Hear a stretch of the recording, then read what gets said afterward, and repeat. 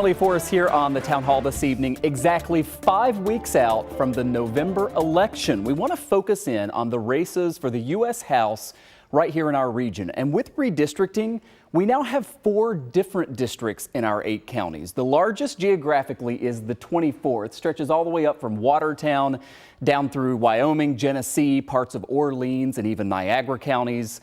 Republican Claudia Tenney is the incumbent in this race, facing a challenge from Democrat Stephen Holden. Next, we'll tell you about the 23rd Congressional District. It not only includes our 3 southern tier counties, but it also now includes a good chunk of Erie County, the eastern and southern suburbs of Buffalo.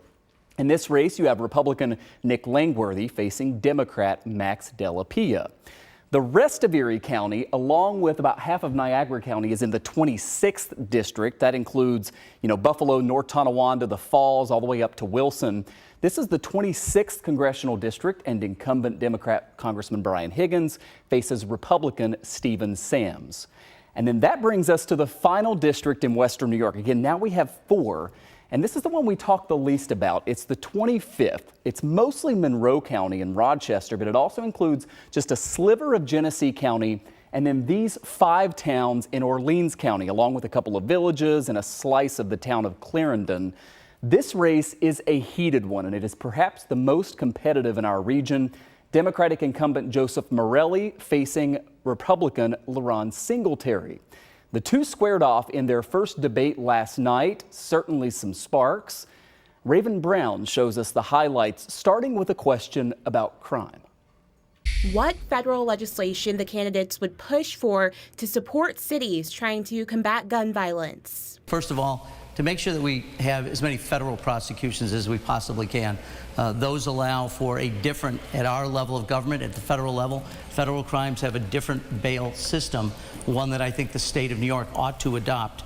Secondly, I want to make sure that we deal with the illegal guns on our streets. This is a big difference between Mr. Singletary and I.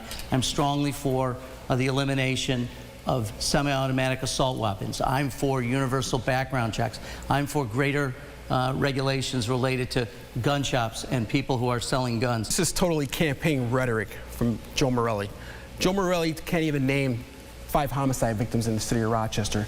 Adam, if Joe Morelli can name 5 homicide victims in the city of Rochester, I will be glad to yield 10 seconds of my time. I'll take his silence as that he cannot name 5 homicide victims. How about Javon Sampson? How about William Booker? How about it's just Javon Sampson, William Booker, Anthony Mazurkowitz, Mary Smizer, Rashad Walker. Those are the names. Those are people. Those are lives, not just statistics, Joe. And on abortion. I would not vote to ban abortion at the federal level. I am not for a nationwide ban on abortion. The Supreme Court has been clear. It is given back to the states, not 9 justices on a Supreme Court where the people would not be able to lobby their representatives for a choice that they want. Again, I am not for a nationwide ban on abortion like Joe Morelli has tried to paint me out to be. I am for making sure that all women, especially black women, is allowed to have the choice that they want to make. Letting the decision be made by women. That's where it should be made, not by their government, but let the most intimate decision a person can make. Let them make that decision. For 50 years in the United States, that was the path we chose. It was settled law according to Brett Kavanaugh. So let me be clear.